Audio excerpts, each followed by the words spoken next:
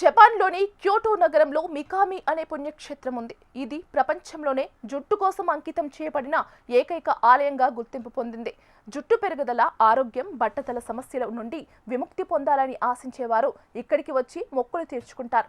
ఇక్కడికి వచ్చే భక్తులు కేవలం సాధారణ ప్రజలే కాదు, బ్యూటీషియన్లు, హెయిర్ స్టైలిస్టులుగా కెరీర్ ప్రారంభించే విద్యార్థులు కూడా తమ వృత్తిలో రాణించాలని ఈ దేవుణ్ణి దర్శించుకుంటారు. ఈ ఆలయంలో కొలువై ఉన్న దేవుడి పేరు ముసాయికి పుజివారా.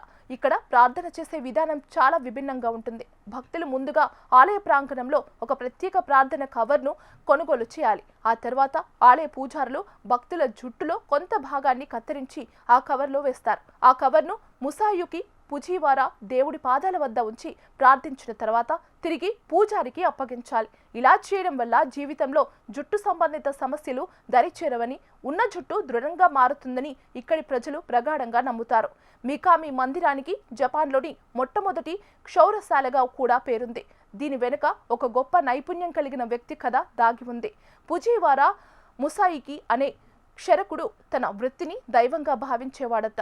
తన నైపుణ్యంతో జుట్టు కత్తిరించడం, స్టైలింగ్ చేయడంలో అద్భుతమైన పునాది వేశాడు. ఆ వృత్తికి ఆయన అందించిన గౌరవానికి గుర్తుగా ప్రజలు ఆయనను దైవంగా భావించి ఈ ఆలయాన్ని నిర్మించారు. ఆయన చనిపోయిన 17వ తేదీన ప్రతి నెల జపాన్ అంతటా సెలూన్ల నిర్వాహకులు దుకాణాలు మూసివేసి ఆయన నివాళులర్పిస్తారు.